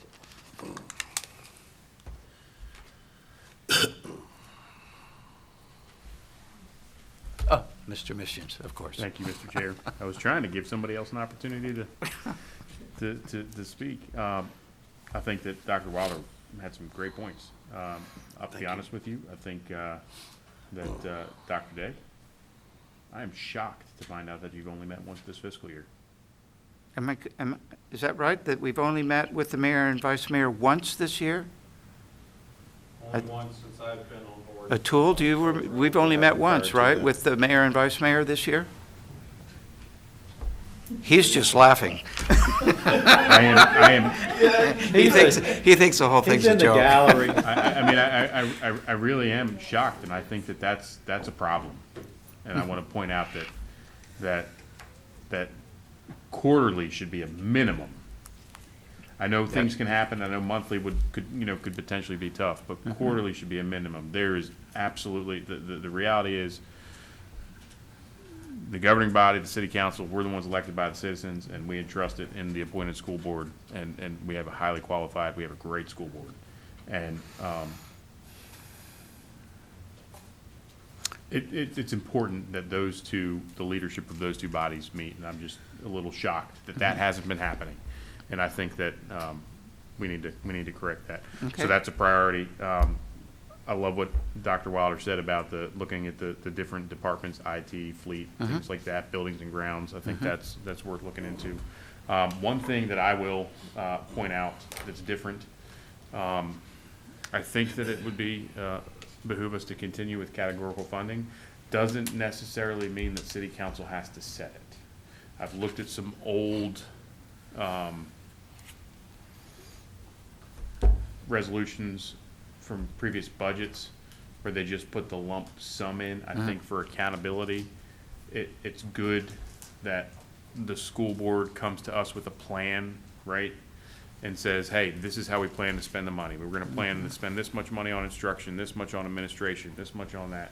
And, you know, if we're looking at how it was done last year and we see a big jump in administration, it's an opportunity for us to ask questions. And I think that that is good. I think it's good accountability for the school division. It's good for our citizens to So see that. what I'm trying to do now is just collect topics, not Sure. argue one way or the other Got on it.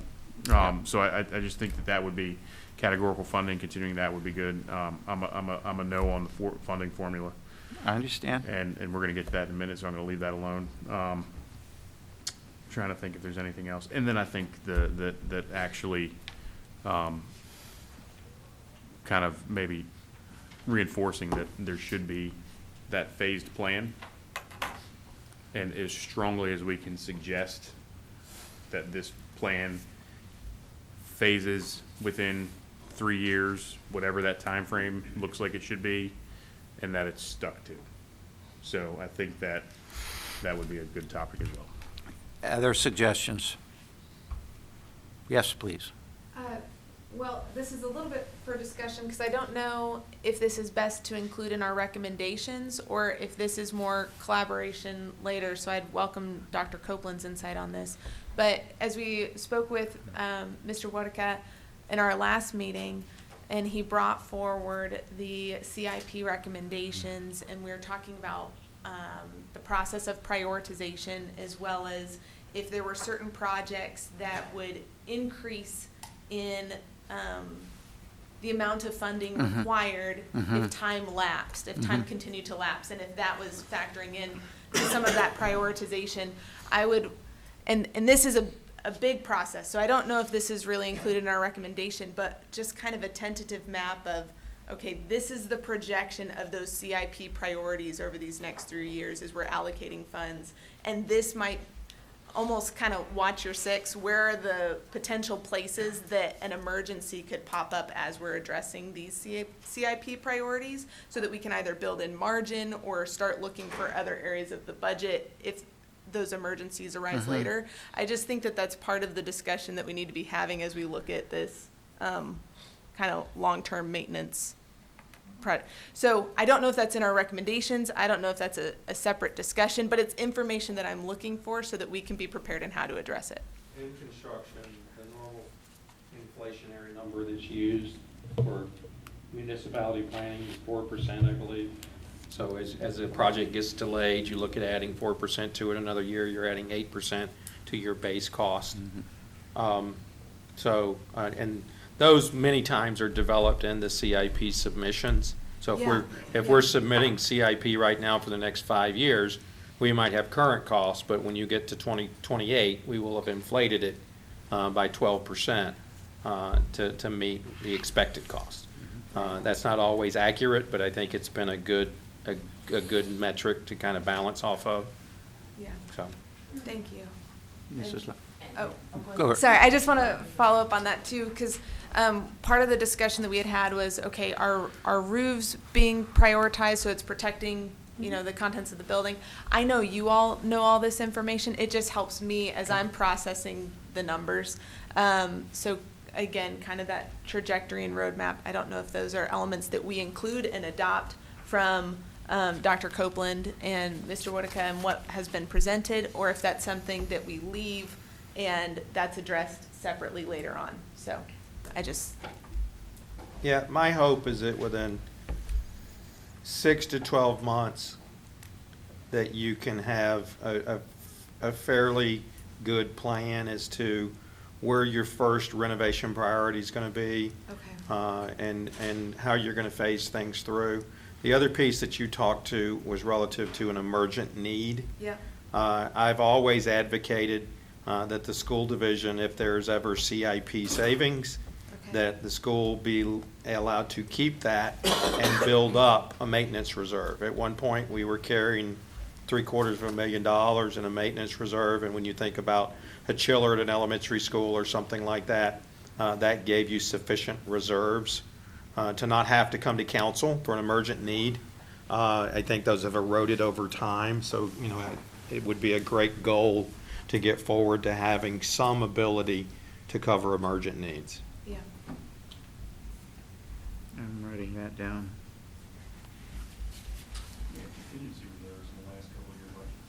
Do what?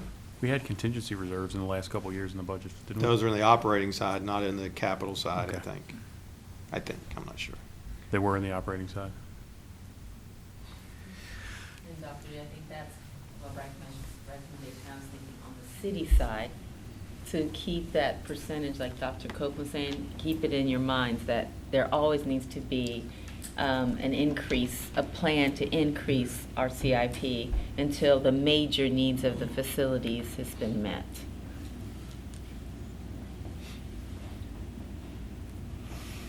I have a few of my own, but I'm waiting. Go ahead. I think, because we have a reserve for contingencies on the city side. So I guess I'm looking at you is what would be the ideal way to, to think about that? We could talk offline, but think about how we can come up with a similar reserve for contingencies. So I think one of the differences between the city's reserve for contingency and the reserve for contingency that is in the categorical funding is that we don't have a plan or ongoing expenses that are tied to that contingency, and it truly is for unexpected expenses. My understanding of how we've appropriated contingency funds in the school's budget is from the get-go, they've had ongoing expenses tied to those funds. So it's not really a contingency. In some ways, it's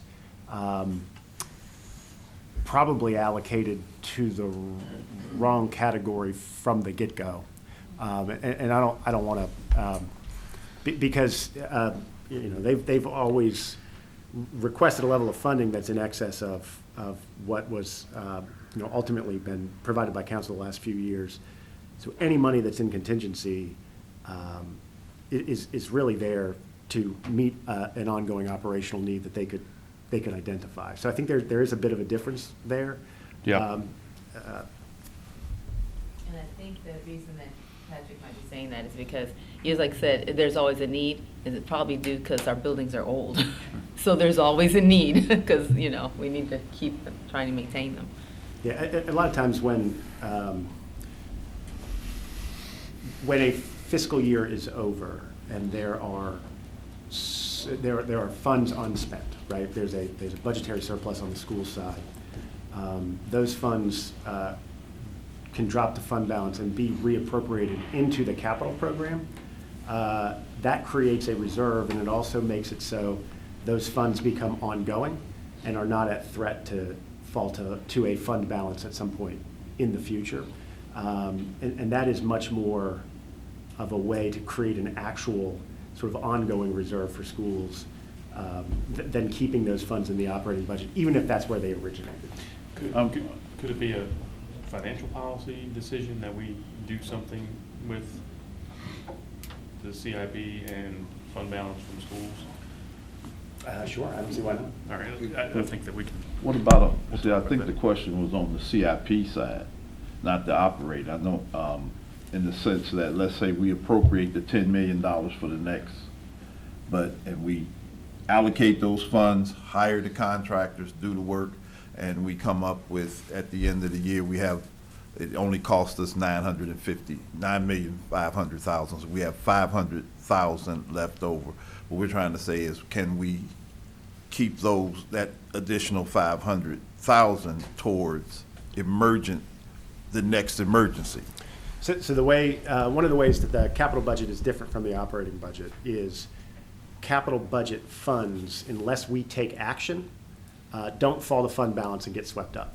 So there's a couple of ways that those funds could be used as a reserve. The first way is they just stay in the project that they were originally appropriated to, and when a need arises, they're used because they don't come back. The other way is when you finish a project, if there are leftover funds, then you can sweep those funds from that project into an overall reserve account that's then used for overages or emergencies. And So there's certainly a way we can make that And happen. I'm led to believe that that's the process that's there, except that the monetary values are so low that $10,000 doesn't go too far. So they do have certain reserves right now, but they have been depleted. Or once they build up enough excess funds, then they pull off another $100,000 renovation or project or something like that, so. It never comes se- in it never time, seems but to it- last Yeah, it long needs, enough to develop into a real balance. And it's Just based on what confusing we do. because there's the two sides, right? There's the CIP side, which I know is what you're asking and what we're discussing. But then there's also the contingency reserve categorical funding side. That's actually an option. So I think that's understanding the nuance between the two and where the funds come from and how they're appropriated is the difference.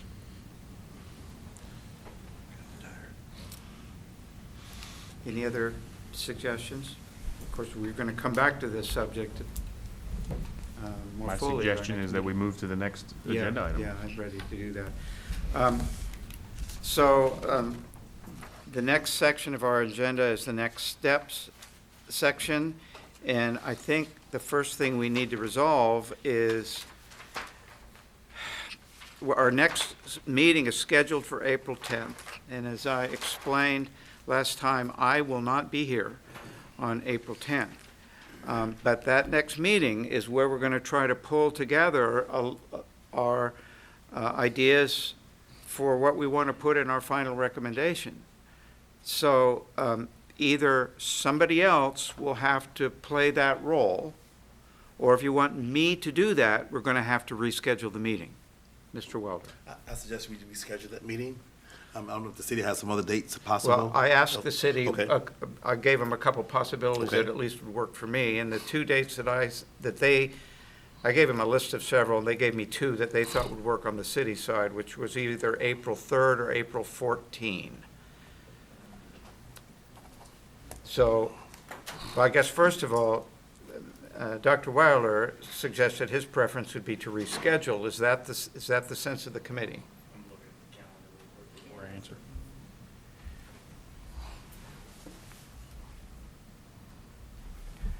Well, if we reschedule, I know Dr. Gupta's in the room, and you're not a voting member. Could he step in since you're vice, or is that not enough? Do you want it? He's saying no. I think since he's helping to form it, I think it would be, I have a recommendation. Yes, please. I have a recommendation that we go with the 14th, if that works for everybody. That's a Monday. That's a Monday? That's spring break. I'm RVing. Yeah, Just that's, letting you know, I schools need to are be on here, spring but break. I'm Okay. RVing. That's, I think it's important that Dr. Copeland be here. So if he's April not 3rd available, is pretty close. that's true. And if we're gonna be preparing papers for you, Dr. Day, on our recommendations, I think that having a little more time. I'm going to give you homework on our very tight time schedule here. Yeah, in just a second. 7 days is, you know, that's a little short runway for me to get an A. Well, you might not get an A. Well, I'm gonna try. I'm gonna try. So, The third's so okay for me. that's my recommendation is the 14th. I think the 3rd is too close. we discussed a lot, I think the 3rd is okay for me. Would either work, or the third is your preference? But it is, we do some college tours during spring break, so I gotta follow, I try to leave it open for that week, but, So that might crimp your and also, schedule. I like for the superintendent to be here, Yes. yeah. Heather, 14th was a Monday. Right. Yeah. Why are we not looking at the 10th? I'm not here. Yes, He's- that's you- the okay, date that's- he's not That's the here. whole that's- reason we're okay. talking about this. Duh. Yeah. Okay. Other opinions about whether we should stay with the 10th and have somebody else preside over that meeting, or whether we move to either the 3rd or the 14th? Why not the 17th? The Oh, I won't 17th? be here. Okay, all right, never mind. Yeah. I'm fine with the 14th, so. So we Now, need the superintendent here. Mr. Copeland's not here, he's Mr. Yeah. Copeland's not here. Dr. Copeland, excuse me. Yes, Well, who- I'm dropping all my doctors tonight. My apologies. Hope you don't need them. What, did you have a person in mind No? to substitute for you? We have a co-chair. No, I think he needs to be here for this. I mean, because he's led us the whole time. I couldn't see why we would change Okay. something at the last minute like this. That's something so important. And you said, Dr. Wilder, you couldn't do it on the 3rd. No, I can do it on, I suggest the 3rd. Yes. Oh, okay. It's My, just a little- my little tight. suggestion is that we do the 3rd. I know it's a tight time Yeah, schedule, I think the third. but that gives us a week and 1 day. So what is that, next Friday? That's Next a week from Thursday. tomorrow, yes. Hold on, I gotta look at something. A week from tomorrow? Mm-hmm. It's Friday. No, it's a Thursday. It's a week from today. Thursday. It's a week from today. Okay, because Friday the 4th is non-option for me. Yeah. The 3rd, April 3rd is a week from today. Thursday. I'm gonna be out of town on Friday the 4th. The 3rd, I can be the 3rd. I can do the third. I can do the 3rd as well. Okay.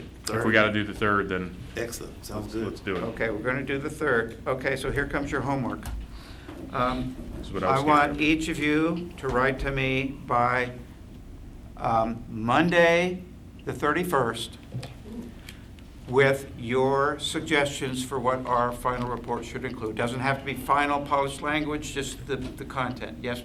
11:59 PM? Yeah. Do when? By midnight 31st. on the midnight on the 31st. Okay. So so 11:59 PM on the 31st? Mhm. So that way you have it at midnight on April 1st? Yeah, then my work will be between April 1st and April 3rd to put them into a document that's, again, going to be very inconsistent, but it'll just have basically a big menu of here's some things we can work from. Okay. All right, that's your homework. All right.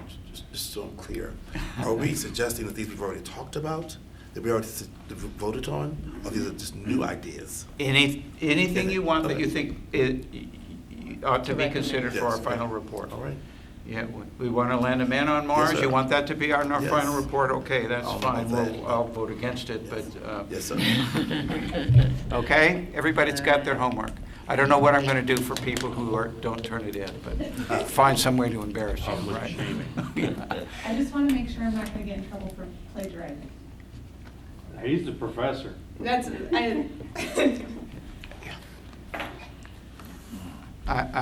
I have no disciplinary measures in mind, so, Okay. I'd love to chat more about it. okay. We appreciate that on the city council side. Okay, and I think that's covers well, the other thing I had on the agenda, which really I guess belongs in next week's meeting, is whether we want to talk about a funding formula. But that's really a topic, I think, for us to talk about next week. Yes? So I'm hard pressed to consider a funding formula with so many changes being made right now. And just to remember correctly, I think, wasn't it discovered in the last meeting that we had that the funding formula is not required for the school construction grants? Is that right, for the SCAP grants? Right, it's not a requirement, but it does add points to the application. So that is correct, yes. So we're not, it's not something we're required to have. And I know that speaking with the city manager, he and I have discussed this. He told me that there wasn't enough time to get it done this fiscal So, year anyways. my thought would not be that we propose a funding formula, Sure. but just say, we recommend that a funding formula be developed, period. Not specifying what it consists of, but just say, we want to move Well, in that we'd have to direction. put a time frame on that if we did. So that's all I had in mind. Would we want to consider making a statement like that? And we I can would. talk about this next, Yeah. a let's week from talk about next tonight. week would be good, so we can get more information on the funding Right. formula. Right. Would be nice. Okay. All right. Our last item is roll call. We just go around the room and let every committee member say anything they want. So, well, you can go first, Mrs. Lowery, if you want. Fine. I have a question for Mr. Patrick. Can the Lynchburg City Schools be forced to use categories like defined by the city? Like, Yeah. you can, okay. State law says that they have that Okay. choice. And currently, the budget is categorically funded. Okay.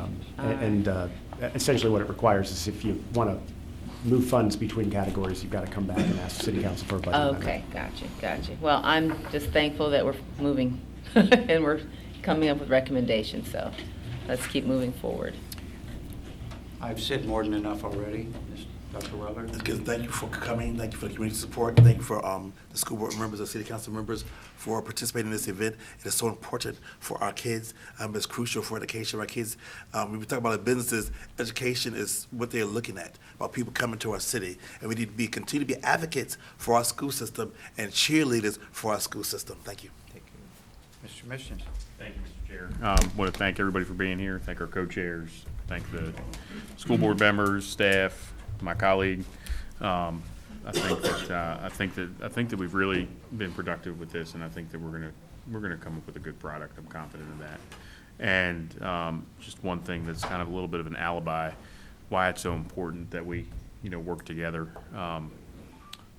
Just even on the small things, I've been at some youth sports related meetings and talked with some folks, and I found out that we're not maintaining the baseball fields at the elementary schools the right way. That's on us. It's on you. It's on all of us. It's on all of us, right?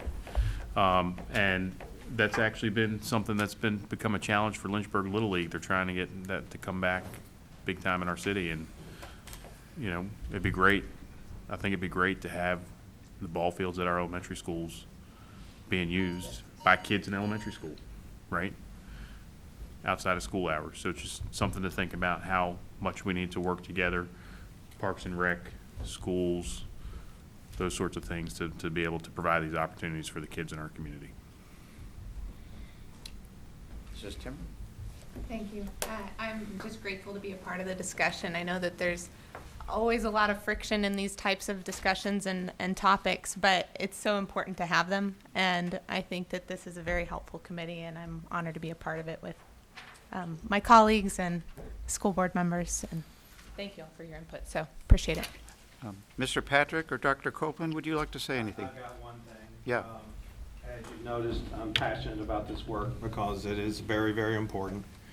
I am a nature of my upbringing, so I apologize that I might let my mouth run away from me.